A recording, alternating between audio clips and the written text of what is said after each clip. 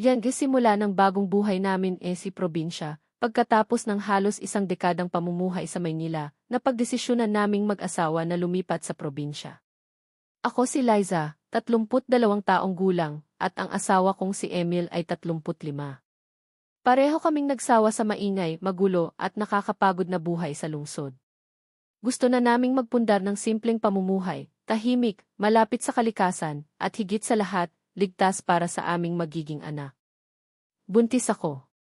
3 buwan pa lang, pero dama ko na ang bigat ng responsibilidad at kasabikang maging ina. Kaya nang inalok kami ng tiyuhin ni Emil na bumili ng maliit na lot at bahay sa isang liblib na baryo sa Visayas, hindi na kami nagdalawang isip. Pagdating sa Baryo Palanog ay napapaligiran ng kagubatan, may malinis na ilog, at tila walang problema sa krimen o politika. Tahimik ang paligid. Sariwa ang hangin. At halos magkakakilala ang lahat ng tao. Maganda ang unang tingin namin dito. Pagdating namin, agad kaming sinalubong ng ilang matatanda sa baryo. Karamihan ay mga magsasaka at mangingisda. Pero ang pinakaunang lumapit sa amin ay si Aling Dory, isang matandang komadrona sa lugar. Welcome sa Palanog, bati niya habang inaabot ang isang garapon ng ginisang bagoong at kaunting dried pusit. Ako ang komadrona rito. Kung kailangan ninyo ng tulong, lalo na sa pagbubuntis mo Hija, ako ang bahala. Magalang si Aling Dory. Nakangiti. Pero may kung anong lamig sa titig niya. Mapungay ang mata ngunit tila hindi lumalalim sa damdamin ang ngiti. Hindi ko agad pinansin. Baka dala lang ng pagod. Pakikibagay sa bagong kapaligiran sa mga sumunod na araw, sinimulan na naming ayusin ang bahay. Si Emil ay nagsimulang magtayo ng maliit na babuyan at taniman sa likod. Ako naman ay naging abala sa paghahanda sa pagdadalang tao. Kakaunti lang ang tindahan. Walang internet. Pero masaya pa rin kami. Pinakilala kami ni Aling Dory sa ilan pang mga buntis sa baryo. Ayon sa kanya, halos lahat ng ipinanganak sa lugar ay siya ang nagpaana. Wala raw ni isa na namatay o nagkakomplikasyon. Hinahangaan siya ng mga taga-baryo. Ngunit may ilang matatanda rin kaming nakausap na tila may pag-iwas kapag binabanggit ang pangalan niya. Isang beses, habang bumibili ako ng luya sa isang matandang tinderang si Lola Marta, bigla siyang bumulong sa akin. Iha, pag maglilihi ka na, huwag mong hayaang lumapit sa iyo si Dory sa gabi, napakunot noo ako. Bakit po, Lola? Umiling siya, at ang tanging nasambit ay, basta hindi siya gaya ng iniisip mo. Mga kakaibang nararamdaman makalipas ang isang linggo, nagsimula akong makaramdam ng panlalamig sa gabi. Kahit walang hangin, parang may aninong dumaraan sa paligid ng bintana. Si Emil naman ay ilang beses nang ginising ng mga alulong ng aso na tila nakatitig sa iisang direksyon, sa bahay ni Aling Dory. Isang gabi, nakita ni Emil ang komadrona na palabas ng kagubatan, may pasan-pasang sako. Wala raw itong ilaw o flashlight, pero tila alam ang daan. Nang matanong niya ito kinabukasan, umiti lang si Dory. Nag-aani lang ako ng mga halamang gamot. Sa gabi lang sila mas epektibo. Nabahala si Emil pero hindi siya nagpahalata. Paanyaya dumating ang araw ng piyesta ng baryo. Naimbitahan kami sa bahay ni Aling Dory. Maraming pagkain, dinuguan, puto, ginataan at iba't ibang putahe. Pinakilala niya kami sa iba pang matrona at kababaihan. Masigla siya, palangiti, pero laging nananatiling matalas ang tingin sa tiyan ko. Malusog ang bata mo, sabi niya habang hinihimas ang tiyan ko. Lalaki ito. Malakas. Matamis ang dugo. Nagkatinginan kami ni Emil. Hindi namin binanggit ang kasarian ng anak sa kahit sino. Wala pa ring ultrasound. Paano niya nalaman? Pagtatapos ng unang bahagi pag-uwi namin mula sa handaan, hindi na ako mapakali. Naramdaman ko ang tila paglalakad sa bubong sa kalaliman ng gabi. Parang may matulis na kuko ang gumagasgas sa kahoy. Si Emil ay tahimik lang pero kita ko ang tensyon sa katawan niya. Hindi na siya mapakali tuwing gabi. Sabay kaming nagdasal. Mahigpit ang hawak niya sa kamay ko. Sa katahimikan ng gabi, binulong niya sa akin, hindi ako naniniwala dati sa mga aswang. Pero ngayon, Liza, parang kailangan na nating maniwala. Hindi madaling tanggapin ang takot lalo na kung wala kang konkretong ebidensya. Pero habang lumilipas ang mga araw, mas lalo naming nararamdaman ni Emil na may hindi tama sa lugar na ito. Tahimik nga ang baryo, ngunit ang katahimikang iyon ay tila may itinatagong misteryo, parang tahimik na gubat bago ang bagyo. Mga unang babala isang umaga, habang namimili ako ng gulay sa talipapa, lumapit sa akin ang isang matandang lalaki na nakatungkod at may sombrerong borda. Hindi ko siya agad nakilala, pero halatang matagal na siyang nakatira sa lugar. Liza, di ba, Anya?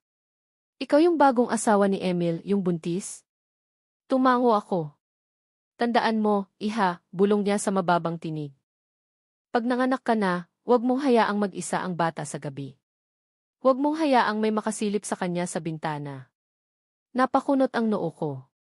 Bakit po? Tumitig siya sa akin, at sa halos boses pabulong, sinabi niya, ang komadrona rito matagal nang hindi dapat nandito. Paglingon ko, naglalakad na siya palayo. Naiwan akong tulala, parang may humawak sa batok ko at sinakal ang hininga ko. Ang nakaraan ni Emil kinagabihan, habang sabay kaming naghugas ng pinggan, napansin kong tulala si Emil. Ilang ulit ko siyang tinanong bago siya nagsalita.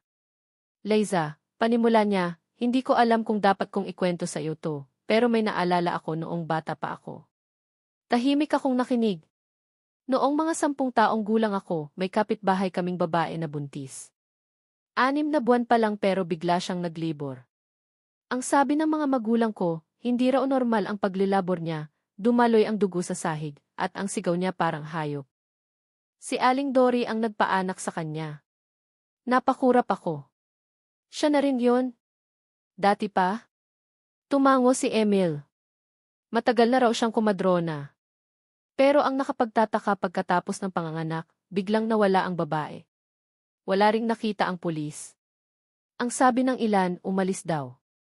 Pero ang mga matanda sa lugar hindi nagsasalita. Tahimik sila. Parang takot. Muling pagpaparamdam muling bumisita si Aling Dory sa bahay namin kinabukasan. May dalang sabaw na may kasamang laman loob. Hindi ko matiyak kung baboy o manok, pero amoy ay kakaiba. Pampalakas sa bata, anya habang inaabot ito. Napilitan akong tanggapin. Pero habang kumakain si Emil, pinigilan ko siya. Mamaya na lang, initin natin ulit, sabay ngiti kay Aling Dory.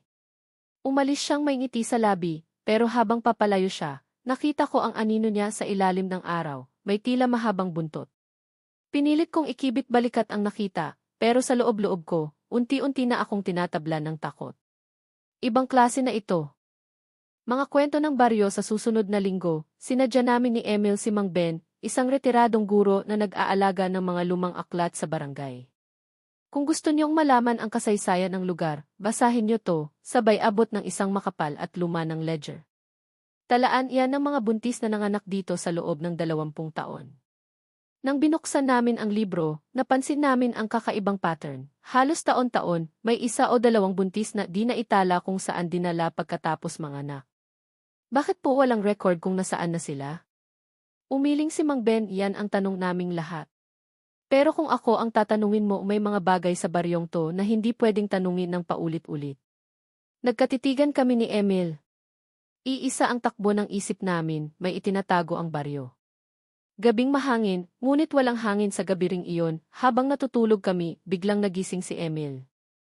Hinihingal siya at pawis na pawis. May gumagalaw sa bubong, bulong niya.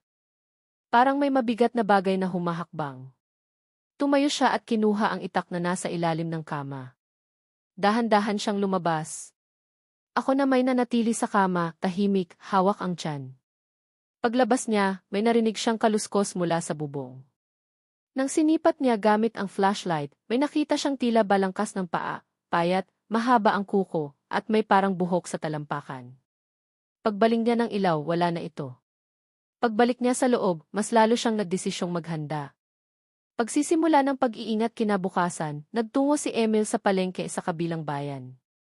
Bumili siya ng mga bagay na panangga, bawang, asin, buntot pagi, langis na may dasal ng albularyo, at itak na binendisyonan. Tama na tong kakulangan sa kaalaman, sabi niya. Kung totoo mang may aswang, hindi tayo papayag na maging biktima. Simula noon, hindi na kami basta natutulog ng walang kandila sa paligid ng bahay.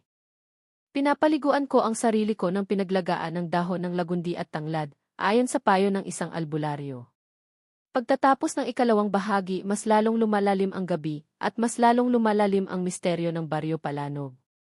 Hindi pa man kami nakarating sa panahon ng panganganak, pero dama na namin ang panganib na tila unti-unting lumalapit. At sa gitna ng lahat, isang tanong ang gumugulo sa amin, sino ba talaga si Aling Dory? At hanggang saan ang kaya niyang gawin para sa dugo ng isang sanggol? Habang lumalaki ang aking tiyan, mas lalo ring lumalalim ang takot at pangamba sa loob ng aming tahanan. Sa halip na maramdaman ko ang kasabikang maging ina, unti-unti akong nilalamon ng kaba, na parang sa bawat araw na lumilipas, may isang nilalang na mas lumalapit, handang bawiin ang batang nasa sinapupunan ko. Sa ikalimang buwan ng aking pagbubuntis, nagsimula ang sunod-sunod na gabi ng kakaibang mga pangyayari. Mga panaginip na parang totoo, nagsimula akong managinip ng madidilim na lugar. Palaging may dugo sa sahig, palaging may iyak ng sanggol, palaging may aninong babae na nakatayo sa tabi ng kuna. Hindi ko makita ang mukha niya, pero sigurado ako, bantay siya ng mga panaginip ko. Isang gabi, sa panaginip ko, naramdaman kong may humahaplos sa tiyan ko. Hindi haplos ng pagmamahal, kundi haplos na parang may nais dukutin sa loob. Bigla akong nagising, at sa pagkagising ko'y nakita ko si Emil na nakaupo sa tabi ko, hawak ang itak, at tumatayo ang mga balahibo sa kanyang braso. Ano iyon? Tanong niya. Anong-ano? Sagot ko, nanginginig pa. Parang may tumalon sa bubong. Hindi tao. Mabilis, mabigat. Matinding pag-iingat mula noon, lalong naghigpit si Emil.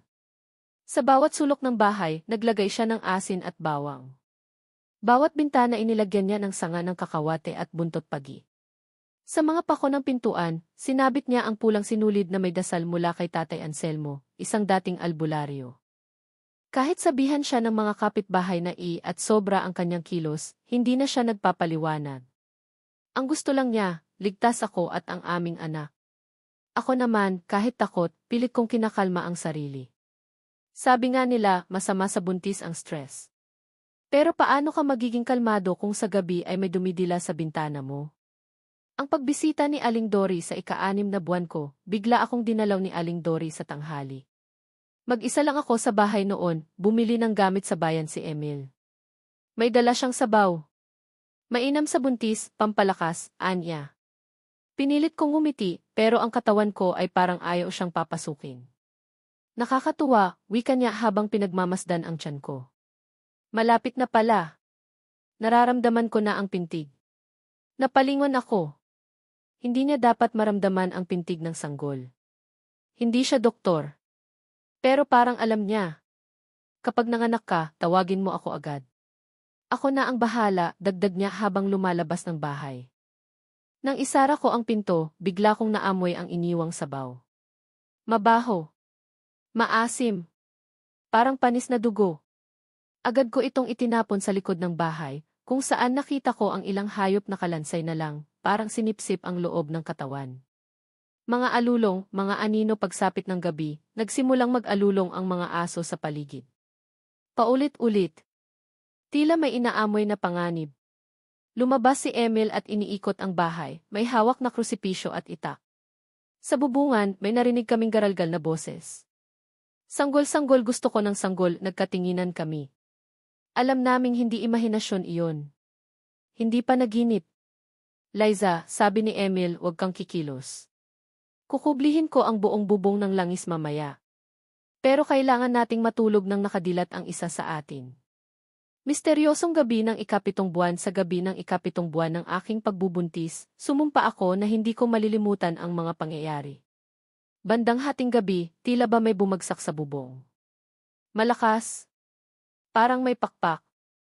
Nang silipin ni Emil mula sa maliit na bintana ng kisame, nakita niya ang anino ng isang napakalaking ibon, itim ang pakpak, mapula ang mga mata, at may dila na humahaba, tila humahanap ng butas para makalusot. Kumuha si Emil ng bote ng langis na hinaluan ng pinigang bawang, at isinaboy ito sa paligid ng bubong. Sumigaw ang nilalang. Tinig ng babae, ngunit punong-puno ng galit at pagkasuklam. Hindi mo ako mapipigilan, Emil. Akin ang sanggol. Dory, bulong ni Emil. Ikaw ba talaga to? Labanan ng paniniwala pagkatapos ng insidenteng iyon, muling tumahimik ang gabi. Ngunit alam naming hindi pa tapos ang panganib. Ibinahagi sa amin ni Tatay Anselmo ang huling ginawa ng mga albularyo noon para itaboy ang aswang, ritual ng pagsasara ng sinapupunan. Sa pamamagitan ng dasal, langis, at halaman, inilalagay sa tiyan ng buntis ang italing pananggalang iisang panandali ang proteksyon mula sa mga nilalang na nagnanais sa laman ng bata. Ginawa ito sa akin ni Tatay Anselmo habang nakaluhod si Emil, hawak ang aking kamay. Pinahira ng langis ang aking tiyan at binalutan ng pulang tela habang sinasambit ang panalangin. Nang matapos, tila gumaan ang pakiramdam ko. Pero alam naming hindi ito tuluyang kaligtasan. Panandalian lang ito. Darating ang araw ng panganak at doon siya tiyak na babalik. Pagtatapos ng ikatlong bahagi habang papalapit ang oras ng kapanganakan, lalong nagiging totoo ang mga pinaniniwalaang alamat. Si Emil, na dating hindi naniniwala sa aswang, ay ngayon ang mismong tagapagtanggol ko. Sa bawat gabi ng takot, sa bawat pagbulong sa dilim, isang pangalan lang ang gumugulo sa isipan namin, Dory. At sa kanyang mga mata, tila may pangakong hindi siya aalis hanggat hindi niya nakukuha ang nais niya. Lalong sumisidhi ang kaba sa bawat araw na lumilipas. Wala nang puwang ang pagdududa. Hindi na namin itinuturing na alamat lang ang aswang. Hindi na rin namin tinatanong kung totoo ba si Aling Dory. Ang tanong na lang, gaano karaming kasamaan ang kayang itago ng isang ngiti? Mga duda na naging lantarang katotohanan sa mga sumunod na linggo, iniiwasan na namin si Aling Dory. Sa tuwing dadaan siya sa harap ng bahay, hindi na kami lumalabas. Kapag siya ay kumakatok, kunwari wala kaming tao. Pero parang alam niyang naroroon kami. Hindi niyo ako matatakasan, minsan niyang bulong sa ilalim ng bintana habang gabing-gabi na. Nang kinuwento namin kay Mang Ben ang lahat ng napapansin at nararanasan namin, hindi na siya nagtaka. Matagal lang may kwento tungkol dyan kay Dory, anya. Pero lahat dito ay nanahimik. Alam mo na, takot, utang na loob at tradisyon. Ang luma at alikabok na tala inalok kami ni Mang Ben na muli naming silipin ang mas lumang tala ng baryo, higit 50 taong gulang na ang mga pahina nito. Habang iniisa-isa ni Emil ang mga pahina, may napansin siya, 4 na dekada na ang nakalilipas, may binanggit na Dory na siyang komadrona pa rin sa panahong iyon. Hindi pwede, sabi ni Emil. Kung siya nga iyon, dapat nasa 80 anyos na siya ngayon. Hindi tumatanda ang gaya nila, sagot ni Mang Ben. Hindi rin basta namamatay, maliban kung may magtangkang wakasan ang lahi nila. Sa isang pahina, may salitang nakasulat sa pulang tinta, daluyan ang lahi ng aswang. Kumakain ng bata. Manggagamot sa umaga, mamumuksa sa gabi. Si Tatay Anselmo ang nagsiwalat nagtungo kami kay Tatay Anselmo, ang dating albularyo na nagbigay sa amin ng panangga. Napilitan na kaming itanong ang matagal nang gumugulo sa amin. Totoo bang aswang si Aling Dory? Matagal siyang hindi nagsalita. Tila nag-iisip kung sasabihin ba niya ang totoo o ililihim pa rin. Hanggang sa napabuntong hininga siya. Hindi lang siya basta aswang, hijo, ani Tatay Anselmo.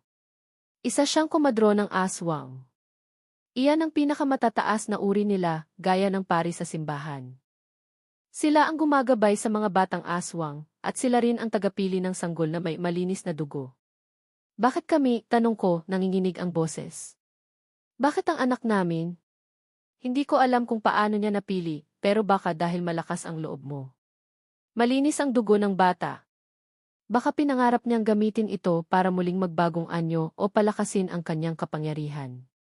Ang dating manggagamot na nawalan ng anak sa aming paghahanap pa ng impormasyon, may lumapit na babae kay Emil sa simbahan habang kami ay nagsisindi ng kandila. Hindi mo ako kilala, sabi ng matandang babae. Ako si Clara.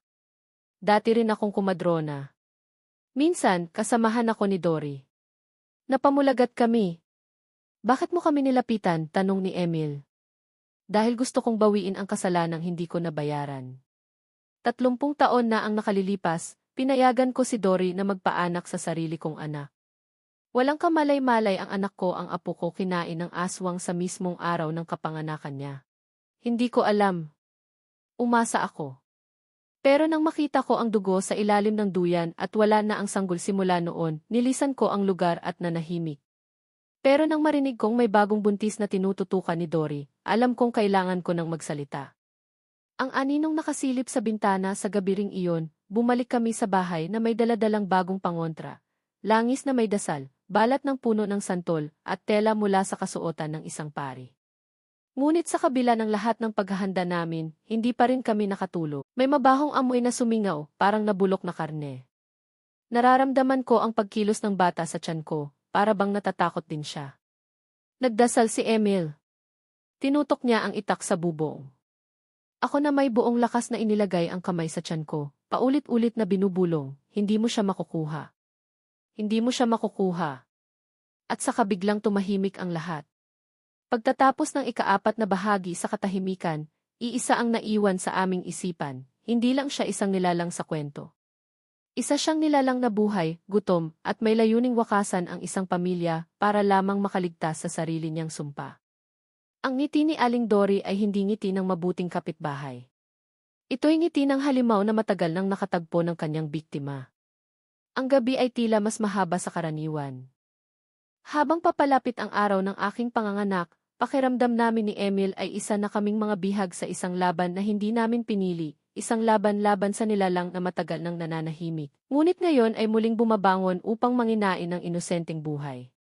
Ang bahay ay parang kulungan at ang gabi ay tila bangin. At sa gitna ng lahat ng ito, isang nilalang ang lumitaw, isang malaki, itim, at lumilipad na halimaw na babalot sa takot ng buong baryo. Ang gabing walang bituin bandang 10:00 ng gabi, napansin ni Emil na kakaiba ang paligid. Walang ihip ng hangin. Walang alulong ng aso. Walang huni ng kuliglig. Tahimik. Masyadong tahimik. Liza, bulong niya habang inilalagay ang ilang patak ng langis sa paligid ng aking kama, may kakaiba ngayong gabi. Hinawakan ko ang kanyang kamay. Alam ko. Ramdam ko rin. Parang may mabigat na nakaamba. Bigla kaming napalingon ng may malakas na lagapak sa bubong. Thud! Mabigat. Hindi tao ang bumagsak.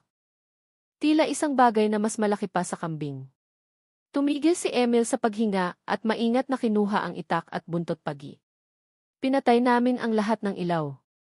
Sa dilim, mas malinaw naming naririnig ang bawat galaw. Ang halimaw na may pakpak sumilip si Emil sa maliit na siwang sa bubong, gamit ang salaming mailangis. Doon niya nakita ang nilalang, isang malaking itim na ibon, ngunit ang ulo ay babae. Mahaba ang buhok.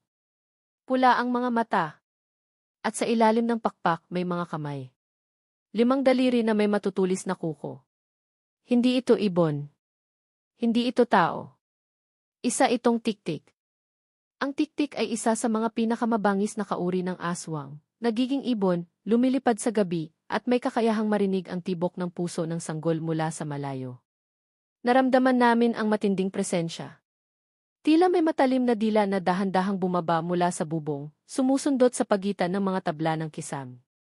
Tumapat ito sa aking tiyan kahit hindi kami nakikita. Pagtataboy ng halimaw sa gitna ng tensyon, bigla akong naalimpungatan sa isang pangitain. Nakita ko si Aling Dory sa anyong tao, nakangiti, ngunit may itim na likidong tumutulo mula sa kanyang bibig. Akin ang sanggol mo, bulong niya. Nagising akong nanginginig. Pero si Emil, alerto pa rin. Kumuha siya ng asin at ipinahid sa itak, saka iniakyat sa bubong ang bote ng langis. Pagkasilip niya, nakita niya ang tiktik na nakadikit sa bubong, ang dila nito ay abot hanggang kisam. Agad niyang isinaboy ang langis. Ay! Isang matinis na sigaw ang narinig. Nyanig ang bubong. Nagkalat ang mga bubog. Tumilapon ang nilalang palayo, at tumambad ang isang anino sa langit, lumilipad, paikot-ikot sa ibabaw ng baryo. Kalat na takot sa baryo kinabukasan, kumalat ang balita. May nakita raw silang malaking ibon sa may punong mangga. Si Kalando, nawala ng kambing, ubos ang laman loob.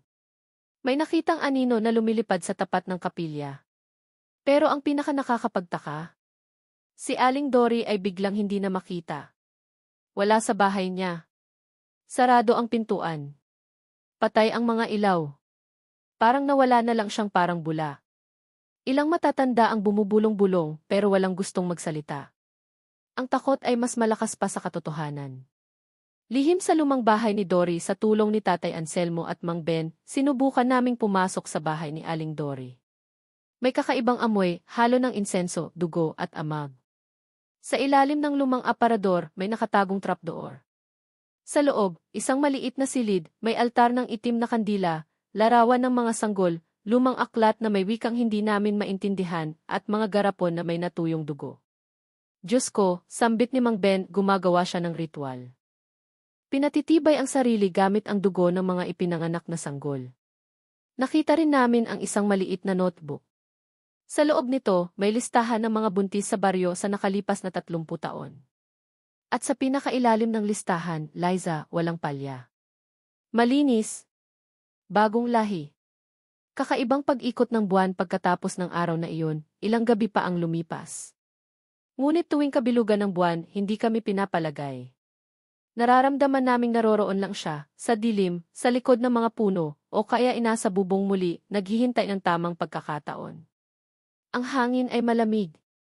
Ang mga kandila ay bigla na lang namamatay. Ang mga palatandaan ay pamilyar, dila sa kisam. Ibon sa gabi. Pagkagat ng aso sa wala. At ang tiyan ko, na lalong bumibigat, ay tila hindi lang bata ang dinadala kundi pag-asa at panganib. Pagtatapos ng ikalimang bahagi, hindi pa tapos ang laban. Bagkus, ngayon pa lang ito nagsisimula.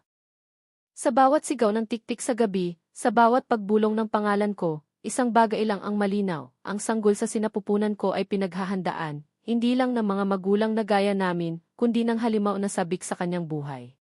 At sa huling pagkakataon, habang nakatingin kami ni Emil sa bubong, narinig naming muli ang tinig ng babae sa hangin, hindi ako umaalis, Liza.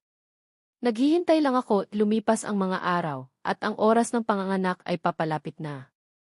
Walang araw na hindi ako pinupuno ng kaba, sapagkat ang darating na gabi ay hindi lang isang pagsubok ng buhay at kamatayan bilang ina, ito rin ang huling gabi kung kailan haharapin ng aking asawa ang nilalang na matagal na naming kinatatakutan. Ang gabi ng panganganak ko ang gabi rin ng matinding laban sa pagitan ng tao at aswang. Ang katahimikang mas mabigat pa sa sigaw 9:00 ng gabi, nagsimula na akong makaramdam ng masakit na pagsumpong. Tila humihigpit ang tiyan ko tuwing 5 minuto. Nagsisimula ng dumugo ang pagitan ng aking hita. Nagsisimula na, sabi ko kay Emil, habang pinipigil ang iyak sa sakit. Pinainit niya ang tubig, naglagay ng malinis na mga tuwalya, at sinindihan ang mga kandilang nakapalibot sa bahay. Pinagpatong-patong niya ang asin sa lahat ng bintana at pinto, sabay-sabay ng banal na langis sa bawat sulok. Pero habang abala kami sa paghahanda, may narinig kaming mahinang tuktok sa pinto. Tok! Tok! Tok!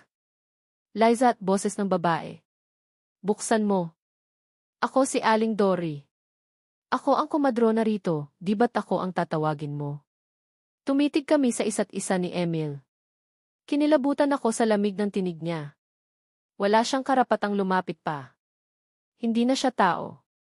Ang kapitbahay na tinamaan ng takot sinubukan ni Emil humingi ng tulong sa mga kapitbahay, ngunit walang lumabas. Tinawagan niya si Mang Ben at Tatay Anselmo, pero malayo sila, at wala na ring gustong sumuong pa sa delubyong nakapaligid sa amin. Wala tayong aasahan kundi ang sarili natin, mariing sabi ni Emil. Sa labas ng bahay, naririnig na namin ang mga yabag ng tila 4 na paa, mga kaluskos sa bubong, at isang impit na tawa ng babae. Nagsimula ang laban at ang panganganak habang ako'y nagsisigaw sa sakit, lumalabas na ang ulo ng bata. Nanginginig ako. Si Emil ay nasa paanan ko, hawak ang basang bimpo at sinasabayan ako ng pag-iri. Konti na lang, Liza, konti na lang, kisambit niya habang pawis na pawis. Pero sa gitna ng hirap, napalingon siya sa kisam, tumutulo ang itim na likido. Bulalas niya. May sumisingit sa siwang ng bubong, dila na mahaba, pulang-pula, at parang ahas na bumabaluktot pababa. Wala nang duda, nasa bubong si Aling Dory. Ang halimaw ay pumasok, isinaboy ni Emil ang langis sa direksyon ng kisam. Sumigaw ang halimaw, sabay kalabog na tila bumagsak sa labas ng bahay. Hindi pa siya tapos, bulong ni Emil. Dumaan lang ang ilang minuto at biglang nagiba ang pintuan.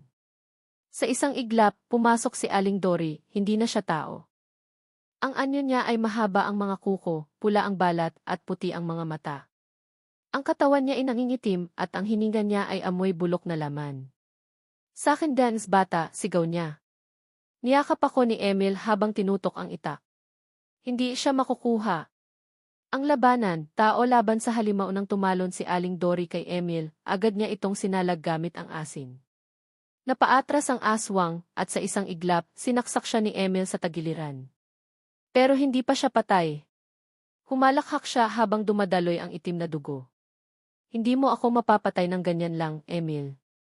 Masyado kang mapusok. Naghagis ng asin at langis si Emil sa katawan ng halimaw. Umusok ito at napaatras, ngunit bigla siyang lumipad at tinulak si Emil sa pader. Emil, sigaw ko habang umiir sa gitna ng kaguluhan. Ang sanggol ay ipinanganak sa isang matinding pag-ire, naramdaman kong lumabas ang sanggol. Isang matinis na iyak ang pumuno sa bahay. Waa! Sa sandaling iyon, tila napahinto ang lahat, pati ang halimaw ay napatitig. Napakalinis napakalakas ng dugo, bulong ni Aling Dory, habang unti-unting lumapit sa akin. Ngunit bago pa siya makalapit, sinaksak siya ni Emil sa liig gamit ang buntot pagi na mailangis at dasa ni Tatay Anselmo. Swick! Sumigaw ang halimaw. Napaligiran ng usok ang katawan niya at nagsimulang mabulok ang balat. Nagkamali kayo. Babalik yai. Akin Dance bata. At sa huling pagtaghoy niya, nahulog siya sa lupa, nangingisay, at sumabog ang kanyang katawan sa maitim na usok. Pagkatapos ng laban humihingal si Emil habang hawak ang sanggol. Ako naman ay luhaan, hindi alam kung iiyak sa sakit o sa kaligayahan. Ligtas na siya, bulong ni Emil habang niyayakap kami. Sa wakas, nanalo kami. Pero alam naming hindi ito tuluyang pagtatapos. Sapagkat sa baryong ito, ang kadiliman ay hindi kailanman tuluyang umaalis. Ito'y nagkukubli lamang at naghihintay ng susunod na pagkakataon. Matapos ang madugong gabi ng aking panganganak at ang matinding laban kay Aling Dory, ang komadro ng aswang na nais ang dugo ng aking anak, akala namin ay tapos na ang lahat. Ngunit hindi pala. Sapagkat ang tunay na katapangan ni Emil, ang aking asawa, ay hindi lang natapos sa pagprotekta sa akin at sa aming anak. Ito ang bahagi kung saan ang astig kong asawa ay humarap sa higit pa sa karaniwang halimaw, isang demonyo ng kasaysayan na matagal nang nakabaon sa ugat ng aming lugar. Ilang araw pagkatapos ng laban, 3 araw pagkatapos ng labanan, tahimik ang lahat. Wala na si Aling Dory at ang kanyang bahay ay sinilaban ng mga taong baryo matapos kumalat ang katotohanan. Ang sanggol namin ay malusog pero tahimik. Wala siyang iyak na parang ibang bata. Para bang alam niyang hindi pangkaraniwan ang mundo sa paligid niya. May mali, sambit ni Emil habang nakatanaw sa gubat. Hindi pa to tapos, Liza. May nararamdaman akong dumadating pa. Ang pagdating ni Amang Kulam isang hating gabi, may kumatok sa bahay. 3 malalakas na katok. Hie! Hie! Hie! Boses ng lalaki. Ako si Amang Lakay. Ako ang ama ni Dory. Bumukas ang pinto kahit hindi namin ito binuksan. Pumasok ang isang matandang lalaking kuba, sunog ang balat, puti ang mata, at may bitbit na baston na gawa sa buto ng tao. Hindi ito ordinaryong matanda, isa siyang matandang mangkukulam na demonyo ang kaluluwa. Hindi niyo lang pinatay ang anak ko, pinutol niyo rin ang kasunduan ng dugo sa pagitan ng aking angkan at ng mga nilalang sa ilalim ng lupa. Ngayon, babawiin ko ang sisingilin. Pagbubunyag ng matandang demonyo ayon kay Amang Lakay, matagal nang may kasunduan ang ilang pamilya sa baryo sa mga nilalang ng dilim, mga aswang, tiktik, at impakto, bilang kapalit ng tagumpay, kasaganaan, at kaligtasan. Si Dory, ayon sa kanya, ay pinili para maging susunod na tagapagdala ng sumpa. At ang anak naming isinilang ay may malinis na dugo na kayang sirain ang linya ng kanilang lahi. Hanggat buhay ang bata, mapuputol ang aming gahum. Kaya't papatayin ko siya at kayong lahat. Ang astig kong asawa ay hindi urong habang sinasabi ito ni Amang Lakay, tahimik lang si Emil. Hawak niya ang kanyang buntot pagi, habang maihawak din siyang bote ng itim na langis, asin, at krusipiho na basbas ni Tatay Anselmo. Kung galit ka, lumaban ka ng harapan, sabi niya. Pero huwag mong galawin ang anak ko. Biglang umikot si Amang Lakay, naging usok at lumitaw sa likuran ni Emil. Tumalsik ang mga kasangkapan. Tumilapon ako papunta sa dingding. Umiiyak ang sanggol. Ngunit bago pa makalapit ang halimaw sa kuna ng bata, sinuntok siya ni Emil ng krusipiho sa noo, umusok ang balat ng matanda at nagsimulang sumigaw. Arg! Mahiwagang proteksyon mabilis na isinaboy ni Emil ang asin sa paligid ng kuna. Gumawa siya ng bilog ng proteksyon at inilagay ang bata sa gitna nito. Gamit ang natutunan niya kay Tatay Anselmo at Mang Ben, nagdasal siya habang hawak ang buntot pagi at langis. Sa ngalan ng liwanag, sa ngalan ng dugo ng katotohanan, sa ngalan ng lahat ng batang pinanganak sa ilalim ng buwan, umalis ka sa bahay kong ito. Nagliyab ang paligid ng demonyo. Tila sinusunog siya ng panalangin. Ang mata niya ay nagdilim at nagsimulang magbitak ang kanyang balat. Ang pinakamapanganib na sandali bumagsak si Emil matapos siyang itapon sa pader, duguan ang kanyang ulo. Habang ako'y halos hindi na makakilos sa sakit, nakita kong unti-unting lumalapit si Amang Lakay sa anak namin. Pag ako ang may hawak ng batang yan, babalik ang dilim sa baryong ito, sabi ng halimaw. Pero sa huling sandali, bigla na lang tumayo si Emil. Sa kabila ng sugat at pagod, sumugod siya at sinaksak si Amang Lakay ng krusipiho na nakatali sa buntot pagi, diretso sa dibdib. Nagsimulang lumiyab ang katawan ng matanda, bumalot sa kanya ang apoy ng liwanag. Sumigaw siya ng ubos lakas, isusumpagi kayong lahat. At tuluyang sumabog ang kanyang katawan sa alab ng apoy. Panandali ang katahimikan, nakatahimik kami ng ilang minuto. Si Emil ay lumapit sa akin, duguan pero nakangiti. Ligtas na siya, bulong niya habang hinahaplos ang ulo ng ating anak. Tumulo ang luha ko. Hindi dahil sa takot kundi sa pag-ibig. Ang astig kong asawa, hindi lang niya tinalo ang isang komadrona, kundi pati ang ama nitong demonyo. Walang armas na sobrang lakas kundi ang kanyang tapang, paninindigan at pagmamahal. Mga salitang hindi malilimutan bago kami makatulog sa maagang umaga, napatingin kami sa labas. Walang buwan, ngunit maliwanag ang paligid. Bakit mo to ginawa, Emil? Tanong ko sa kanya. Umiti siya habang yakap-yakap ang anak namin. Sapagkat ang tunay na lalaki ay hindi lang lumalaban sa halimaw. Pinoprotektahan niya ang tahanan laban sa kadiliman kahit pakamatayan ang kapalit. Matapos ang sunod-sunod na gabing po ng dugo, takot, at kababalaghan, akala namin ay tapos na ang lahat. Pero sa mga baryong tulad ng amin, na binabalutan ng mga alamat, sumpa, at kasaysayang madugo, ang tunay na katapusan ay hindi basta-basta dumarating. Sa kabila ng katahimikan, unti-unting bumabalik ang mga tanong, paano nagsimula ang lahi ng mga aswang sa aming lugar? Sino ang unang gumawa ng kasunduan? At ano ang kapalit ng katahimikan naming tinatamasa ngayon? Ang bagong umaga nagising kami kinabukasan sa liwanag ng araw. Parang hindi naganap ang lahat. Wala nang halimaw, wala nang sigaw, at wala na ring usok ng kasamaan. Pero sa di kalayuan, may naramdaman si Emil. Hindi pa ito tapos, Liza. May iniwan silang tanong na kailangan nating sagutin. Ang pagbalik ni Tatay Anselmo ilang araw matapos ang lahat, bumalik si Tatay Anselmo, dala ang isang luma at naninilaw na aklat na balot sa balat ng hayop. Emil, Liza, oras na para malaman niyo ang kasaysayan ng inyong lugar, anya habang inilalapag ang aklat. Ayon sa kanya, ilang daang taon na ang nakaraan, ang baryo ay sinumpa matapos gumawa ng kasunduan ang ninuno ni Aling Dory sa isang nilalang na tinatawag na Kalakab, isang Diyos ng dilim na naghahain ng kapangyarihan kapalit ng dugo ng sanggol. At sa bawat henerasyon, may isinisilang na bata na may malinis na dugo na magwawakas sa sumpa. Ang sanggol namin ang tinutukoy sa aklat. Ang propesiya ng dugo, binalikan ni Tatay Anselmo ang propesiya. Sa 3 buwan ng 3 taon ng bagong siglo, isisilang ang isang bata sa ilalim ng gabi ng pagkawala ng buwan. Ang sanggol na ito ang may taglay na dugo ng liwanag na siyang tatapos sa linya ng dilim. Marso. 3 taon ng dekada. Gabi ng bagong buwan. Sakto sa kapanganakan ng aming anak. Ang anak ninyo ang huling pag-asa. Pero hindi ibig sabihin ito ay tapos na ang panganib, babala ni Tatay Anselmo. Kailangan siyang palakihing may proteksyon, alam ang kanyang pinanggalingan, at handang ipagtanggol ang kanyang sarili. Ang misteryosong matanda sa gubat, habang naglalakad si Emil isang araw sa gubat para kumuha ng kahoy, nakasalubong niya ang isang matandang lalaki, balbas sarado, maputing buhok, at nakasuot ng lumang kasuotan. Ako si Apong Kalino, ang tagapag-ingat ng balanse sa baryong ito, sambit niya. Isa siyang bantay ng kalikasan at kababalaghan, ang tagapamagitan ng liwanag at dilim.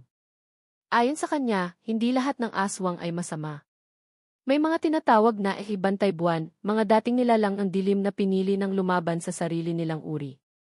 Nakita ko ang ginawa mo, Emil, ani Apong Kalino. Hindi mo lang iniligtas ang iyong pamilya, kundi pati ang buong baryo. Isang bagong kasunduan ipinahayag ni Apong Kalino na ang kagubatan ay humihingi ng panibagong kasunduan. Kung noon ay may sumpa, ngayon ay maaaring magkaroon ng kapayapaan. Ngunit dapat ay tanggapin ng tao na hindi nila kontrolado ang lahat at kailangang igalang ang mga bagay na di nila lubos na naunawaan. Hindi na natin kailangang sirain ang isa't isa, sabi ni Emil. Kung may mga aswang na ayaw ng karahasan, dapat tayong magtulungan. Sa tulong ni Tatay Anselmo, Emil, at ilang matatandang kabisado ang sinaunang ritual, isinagawa ang bagong kasunduan ng liwanag, isang pangakong hindi muling hahayaang manaig ang dilim sa pamamagitan ng pagkakaisa at respeto sa kapwa nilalang. Ang katahimikan pagkatapos ng laban lumipas ang mga buwan. Lumaki ang anak naming si Eliam, isang malusog, matalino at tahimik na bata. May kakaiba siyang karisma, kapag tumitingin siya sa mga hayop o halaman, parang nauunawaan niya ang mga ito. Napansin ng mga tao sa baryo ang pagbabago. Wala nang nawawalang hayop. Wala nang bangkay sa ilog. Wala nang balitang aswang. Tahimik. Payapa. Pero alam naming hindi ito basta't normal na katahimikan. Isa itong resulta ng sakripisyo, tapang at katotohanan. Huling pag-uusap namin ni Emil habang nakaupo kami sa duyan, pinagmamasdan si Eliam na naglalaro sa bakuran, napabuntong hininga ako. Hindi ko akalain na aabot tayo sa ganito, sabi ko.